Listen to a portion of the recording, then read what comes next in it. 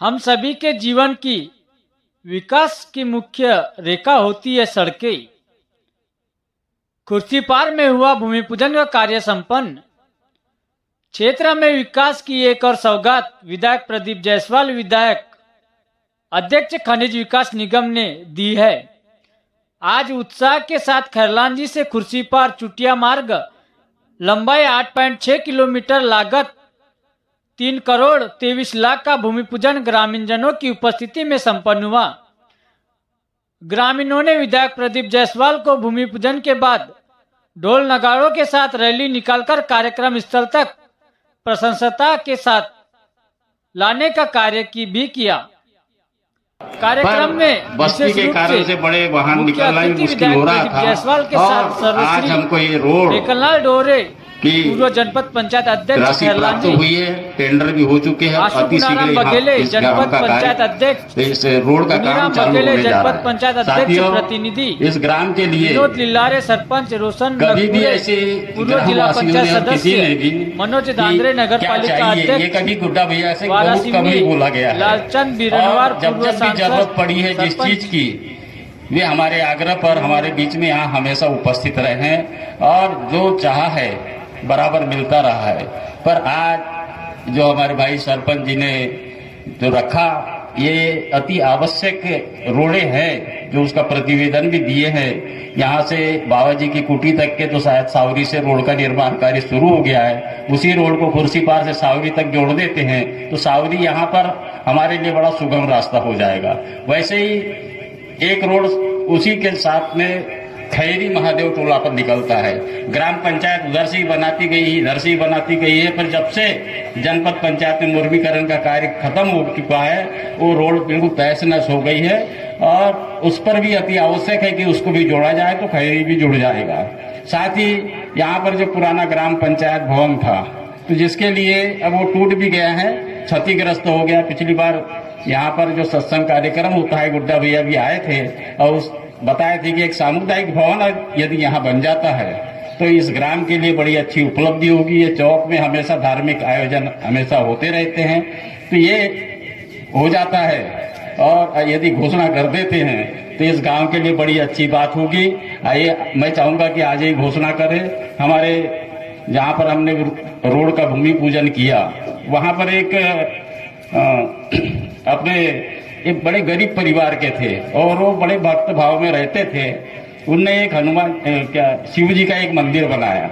वो बड़ा छोटे रूप में बनाया था, कुछ चंदा वगैरह करके, और उसका विस्तृत रूप हो जाता है तो शिव जी की भी स्थापना यहाँ पर हो जाती है। ये तमाम बातें हैं और जो भी बात जो होती है तो हम गुड्डा भैया से कहते हैं यहाँ के लिए चाहे किसी भी प्रकार की खिड़की है। अगर पुल पुलिया ना रहे तो बरसात में आप पढ़ाई करने नहीं जा सकते। हमारा किसान मंडी नहीं जा सकता, मार्केट में नहीं जा सकता, बहुत बड़ी समस्या होती है।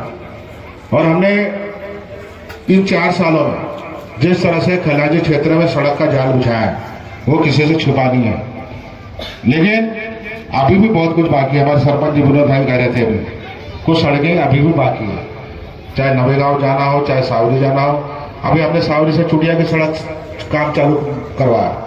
पिंड के पार सड़क खुर्सीपार पिंड के पार, पिंड के पार से पिंड के पार टोला, सावरी से सावरी टोले को हमने सड़क से जोड़ा।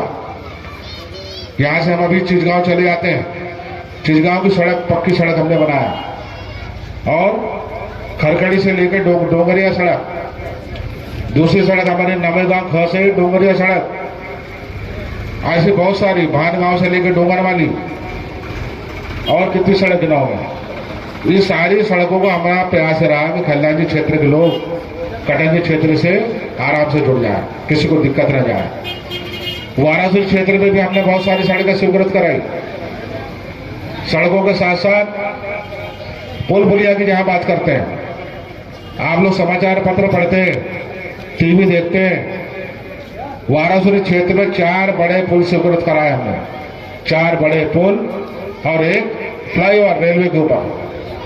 हमारे वाराणसी क्षेत्र में उत्तर रेलवे का एक भी ब्रिज नहीं बना। पहला ब्रिज बनने जा रहा है 40 करोड़ का, जो ग्राम पंचायत वाराणसी से बालाघाट के बीच में 40 करोड़ का फ्लाईओवर, ताकि आगे आने वाले समय पर हम लोग जब ट्रेन जाती है तो वहां पर जाम का सामना ना करना, क्योंकि जब ट्रेन निकलती है तो एक एक घंटा तक हमको जाम में खड़े रहना पड़ता है, आधे घंटे जाम में खड़े रहना पड़ता है। 40 करोड़ का फ्लाईओवर उसकी भी स्वीकृति हो गई है, लेकिन हमने खैरलान जी को पीछे नहीं रखा है। आज खैरलान जी के लोग जहां हमारा जो कौन सा आता है डांगोरली की पुलिया बन के तैयार हो रही है, लेकिन उससे धीमी पूरी से लोग जाएंगे गोंदिया नागपुर, लेकिन हमारे लोग के पास कहां पड़ता है आरंभा से घोटी। हमने बोले वो क्यों छूटे, जिले का सबसे बड़ा पुल है, सबसे बड़ा पुल देखना कितना लंबा उसका पार्ट है, लेकिन हमने उसको भी पीछे नहीं छोड़ा। और खैरलान जी के लोग महाराष्ट्र से सीधे जुड़ जाए गोंदिया नागपुर, तो आज घोटी का पुल भी बजट में आ गया। मैं बजट अभी विधानसभा चल रही थी और मध्य प्रदेश विधानसभा बजट समाप्त करके 4 दिन पहले भोपाल से आया। आपने समाचार पत्र पढ़ा होगा, फेसबुक में देखा होगा कि घोटी से धापेवाड़ा जो महाराष्ट्र को जोड़ने के लिए कोई करोड़ 2 करोड़ 10 करोड़ नहीं, 40 करोड़ रुपया बजट में हमने स्वीकृत करा लिया। और दूसरे दिन हमारी ब्रिज डिवीजन की टीम जो ब्रिज बनाती है, सारे अधिकारी वहां पहुंचकर सर्वे करके एस्टीमेट बनाने में लग गए। तो हमारा खैरलान जी वाराणसी अब सीधे महाराष्ट्र से जुड़ जाएगा। तो इस तरह से हमने विकास के सारे दरवाजे खोल दिए, सारी खिड़कियां खोल दी है मकान की, ताकि विकास की ताजी हवा हमारे घर के अंदर आए, मतलब हमारा घर तो काफी जो आप लोग जो रह रहे हो, काफी दिनों से सुनने में आ रहा था सड़क से बहुत समस्या चल रही है, समस्या हो रही है जाने आने के लिए। ठीक है, आम जनता को तो होती है, इसमें छोटे छोटे बच्चे हैं जो स्कूल जाते हैं, आवक जावक रहती है ज्यादा, काफी मतलब बेहतर रोड है ये देखा जाए तो, शॉर्टकट है, हर किसी को इजीली आना जाना हो जाता है। अभी तो ठीक है बारिश नहीं हो रही है, उसकी वजह से सूखा पड़ा हुआ है। जब बारिश होती है तो हम समझ सकते हैं कि सड़कों पे इतना कीचड़ हो जाता है, तो ये मिट्टी की जगह है, कितना कीचड़ होता होगा। तो इसका श्रेय सिर्फ गुड्डा भैया को जाता है। इसके लिए गुड्डा भैया के लिए सिर्फ जोरदार तालियां, तालियों में कंजूसी नहीं कीजिए, तालियां जोर से, सब लोग पीछे के लोग भी तालियां कीजिए गुड्डा भैया के लिए। धन्यवाद। मैं ये बोलना चाहती हूँ कि हम एक छोटे पद पे रहे या बड़े पद पे रहे, एक सरपंच भी रहते हैं, सरपंच जी को बहुत कष्ट होता है, बहुत स्ट्रगल करते हैं एक छोटा सा काम लाने के लिए, हजारों या लाखों का, ये तो करोड़ों का काम है। आप सोच सकते हो कि इसके लिए भैया को कितनी ताकत लगी होगी, लेकिन भैया थोड़ी ना जादूगर है, आप लोगों ने बोले और काम हो जाता है कि नहीं।